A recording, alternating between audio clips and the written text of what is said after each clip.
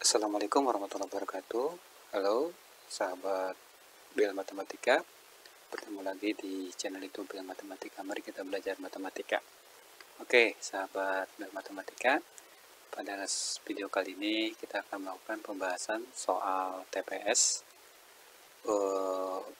bagian pengetahuan kuantitatif yang keluar pada UTBK tahun 2021 kemarin. Oke, sebelumnya silakan kalian untuk like, subscribe, dan nyalakan loncengnya. Oke, kita mulai aja pembahasan soal TPS bagian pengetahuan kuantitatif ini yang pernah muncul di UTBK tahun 2021. Kita mulai dengan soal yang pertama. Kita lihat soal yang pertama. Nilai K yang memenuhi persamaan ini itu adalah bagaimana ya? Ini operasi matrik seperti biasa ya. Ini operasi matrik ya. Jadi kalian tinggal mengalihkan aja. Ingat operasi perkalian pada matrik seperti apa? Ya, kita lihat. 0 dikali 3, 0 ditambah K dikali 2, 2K. Jadi ini kayak saya tulis jadi begini. 0 dikali 3 itu 0 ditambah dengan K kali 2, 2K. Jadi nanti 0 ditambah dengan 2K. Selanjutnya 1 dikali 3, 3 ditambah 2 kali 2, 4. Jadi nanti 3 ditambah 4. Sekarang ini 0 dikali 1, 0 ditambah K kali 1, K. Jadi 0 ditambah K. Sekarang ini 1 kali 1, 1 ditambah 2 kali 1, 2. Oke ya. 1 ditambah 2. Oke. Kita kurangkan dengan 3, 3, 5, 1 sama dengan hasilnya 3, 0, 2, 2. Nah, yang di sebelah kiri ini kita operasikan ya. Berarti nanti ini tambah ini kan 2K kurangin 3. Sehingga saya tulis 2K kurangin 3. Kemudian ini 0 tambah K dikurangin 3. Oke, berarti K kurangin 3. Yang ini 3 tambah 4, 7 kurangin 5 yaitu 2. Oke, yang ini 1 tambah 2, 3. 3 kurangin 1 yaitu 2. Sama dengan 3, 0, 2, 2. Oke, kalau kalian lihat ya, kolom ini ya dengan ini itu kan sama ya. Begitu pula ini dengan ini sama. Maka berarti nanti ini dengan ini sama. Terus yang ini sama dengan yang ini ya. Tujuan kita adalah mencari nilai K. Berarti kita ambil aja yang ini ya. Sama aja nanti. Sehingga K kurangin 3 sama dengan 0. Berarti K-nya adalah 3. Dengan demikian jawabannya adalah yang C. Oke, lanjut ke nomor selanjutnya. Seseorang merencanakan membeli minyak goreng secara langsung atau online ya. Tersedia 2 kemasan berbeda. Kita lihat di sini dengan 2 kemasan berbeda dengan rincian sebagai berikut. Nah, jadi harga kemasan per 2 liter, harga per kemasan 5 liter. Mau beli langsung boleh, tapi nanti ada biaya perjalanan.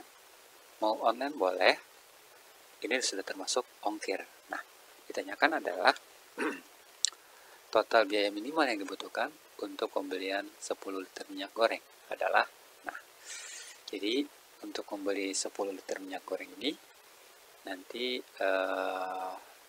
diperoleh total biaya minimal berapa gitu ya.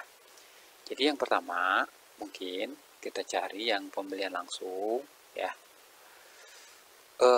Pembelian langsung misalkan kan yang ditanyakan adalah totalnya adalah 10 liter. Berarti kan bisa kita membeli yang kemasan 2 liter sebanyak 5 ya. Jadi nanti 5 dikali dengan kemasan 2 liter ya. Berarti sama dengan 5 dikali dengan 30.000.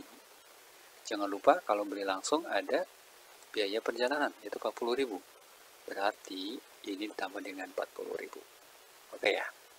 Jadi 150.000 tambah 40.000 itu adalah 190.000. Apakah ini yang paling minimal? Coba kita bandingkan kalau misalkan kita membeli 10 liter itu dengan kemasan 5 liter, berarti ada 2 ya. Jadi kalau kita beli yang kemasan 5 liter berarti ada 2 kali 5 liter. Ya.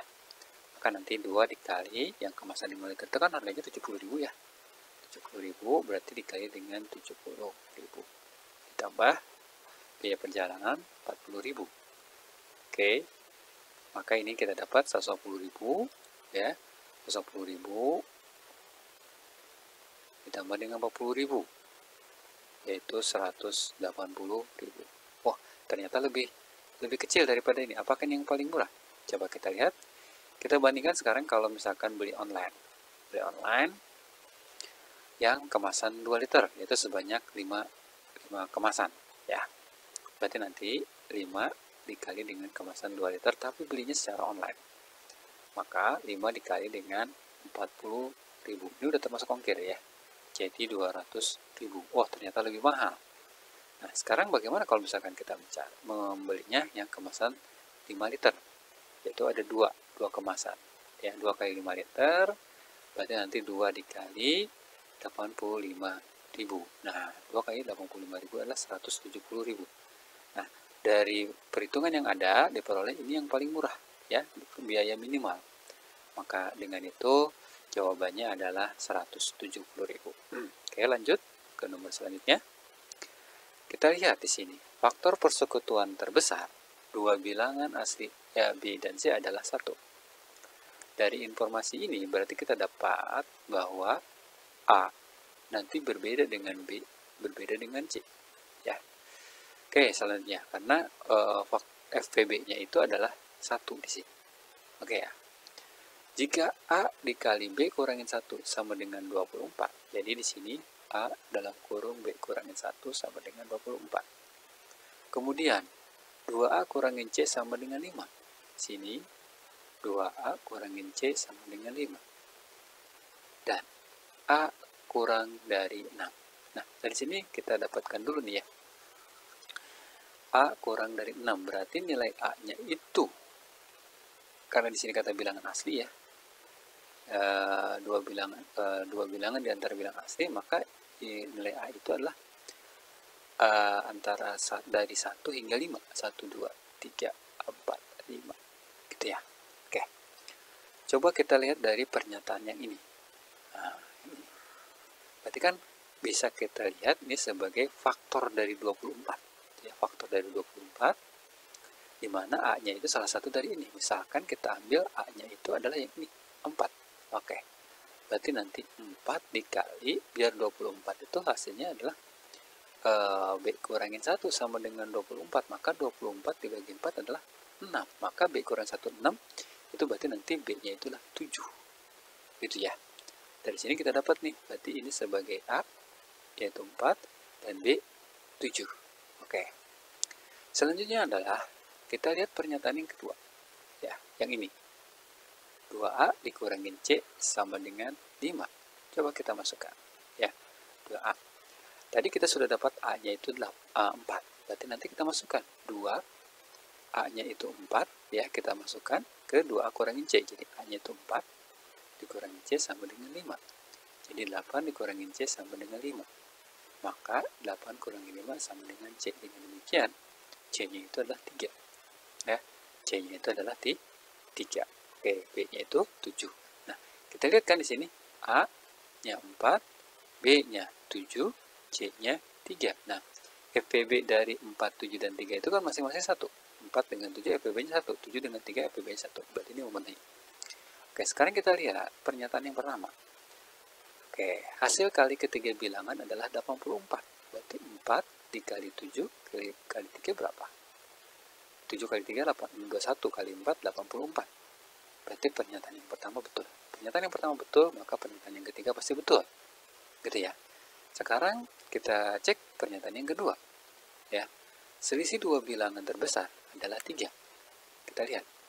Selisih dua bilangan terbesar. Di sini yang terbesar adalah 7 dan 4. 7 kurang 4 sama dengan 3. Berarti pernyataan yang kedua itu juga benar. Nah, sekarang coba kita lihat. Karena nomor 3 ini udah pasti benar. Jadi nanti untuk jenis soal seperti ini ya kalian. 1 dan 3 itu saling berhubungan. Kalau misalkan 1 itu benar, pasti 3 benar. Kalau 1 salah, 3 itu pasti salah. Jadi biasanya kita nggak perlu cek yang pernyataan yang ketiga. Oke ya. Jadi ceknya 1, 2, dan 4. Kita lihat sekarang pernyataan yang keempat. Pernyataan yang keempat, bilangan terkecil adalah 5. Betul nggak? Di sini kan bilangan terkecilnya itu adalah 3 ya. Maka itu pernyataan yang keempat ini adalah salah. Karena bilangan terkecil itu harusnya di 3. Oke, berarti jawaban yang benar adalah 1, 2, dan 3, yaitu yang A. Oke, tuh. Sekarang kita lanjut ke nomor selanjutnya. Jika 8, 13, dan 18 merupakan barisan aritmatika, maka pernyataan yang benar adalah suku ke-10. Nah, kita lihat dulu, karena ini bilangan aritmatika, kita lihat 8, 13, 18, dan seterusnya. Dari sini kan kita dapat nih, A-nya itu adalah 8, B-nya itu adalah 5. Gitu kan? Coba kita lihat pernyataan yang pertama.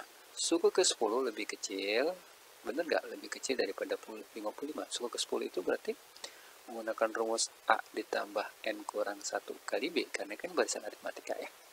Oke. Apakah lebih kecil dari 55? A-nya itu adalah 8. Oke, karena di sini N-nya 10, maka nanti 10 kurangin 1 kali B, B-nya adalah 5. Jadi nanti 8 dikali 9 kali 5. 9 kali 5, 85, tambah 8 adalah hasilnya 53. Ternyata lebih kecil dari 55. Maka pernyataan yang pertama itu betul. Oke, sekarang kita lanjut ke pernyataan yang kedua. Ya, berarti pernyataan yang ketiga ini betul ya. Pernyataan yang ketiga ini benar. Oke, sekarang kita lanjut ke pernyataan yang kedua. Jumlah suku ke-3 dan suku ke-7 lebih besar daripada suku ke-10. Jadi nanti U3 tambah U7 lebih besar daripada U10. Tadi U10 kita sudah dapat yaitu 53 ya. Maka ini nanti 53. U3 itu berarti A ditambah dengan 2B. U7 itu adalah A ditambah dengan 6B.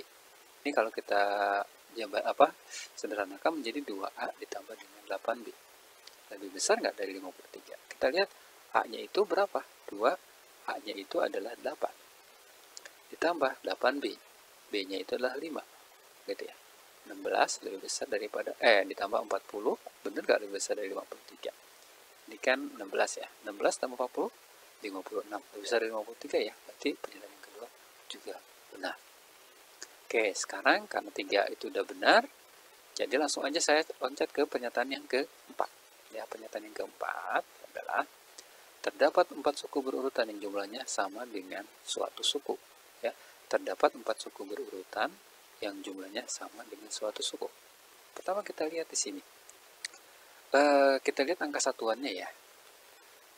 Angka satuannya itu adalah 8, kemudian 3, kemudian 8, maka ini kan selalu bertambah 5. Tambah 5, berarti nanti di sini 18 tambah 5, 23, ke 3. Kalau kita jumlahin ini, angka terakhirnya adalah 2. Gitu ya. Terdapat 4 suku berurutan yang jumlahnya sama dengan suatu suku. Kita lihat setiap suku ini akhirnya 8, kalau nggak 3. Akhirnya 8, kalau nggak 3. Dengan demikian, terdapat 4 suku berurutan yang jumlahnya sama dengan satu suku, itulah salah. Ya, ini salah. Dengan demikian, jawabannya itulah 1, 2, dan 3, yaitu oke ya, yang A. Oke, kita lanjut ke nomor selanjutnya. Nah, nomor selanjutnya yaitu jika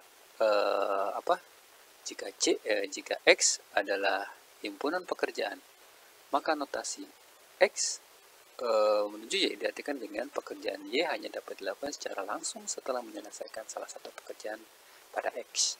Ya. Oke, di sini diketahui seperti ini. Ya.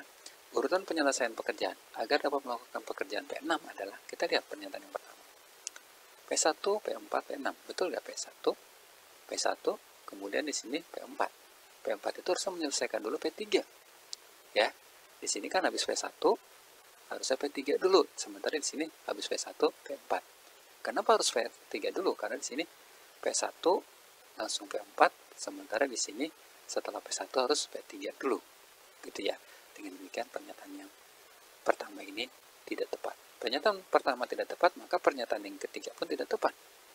Nah, sekarang kita lihat pernyataan yang kedua. P2. Setelah P2, lanjut P5. Nah, P5 ini bisa dikerjakan setelah mengerjakan P2. Betul kan?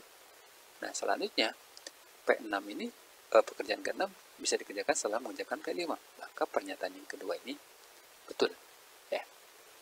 Nah, sekarang kita cek pernyataan yang keempat. Ya, biasanya kalau modelnya begini, kalau dua benar, pernyataan keempat sebetulnya nggak perlu dicek. Itu udah pasti benar. Maka pilihan jawabannya nggak ada kan yang dua saja. Adanya 2 dan 4. Oke ya. Oke. Misalkan P1, ya, setelah P1, P3. Ya kan? P3 bisa dikerjakan setelah mengerjakan P1. Nah, selanjutnya P4 bisa dikerjakan setelah mengerjakan P3. Nah, P6 bisa dikerjakan setelah mengerjakan P4. Nah, dengan demikian, pernyataan yang keempat ini betul. Oke, dengan demikian jawabannya adalah yang 2 dan 4. 2 dan 4. Mana 2 dan 4 itu? C. Oke. Baik, mungkin untuk pembahasan soal selanjutnya akan disampaikan pada video pembahasan selanjutnya ya. Oke, mungkin itu saja. Terima kasih atas perhatian kalian. Jangan lupa di subscribe video ini dan channel YouTube ini, dan jangan lupa di share kepada teman-teman kalian. Terima kasih. Assalamualaikum warahmatullahi wabarakatuh.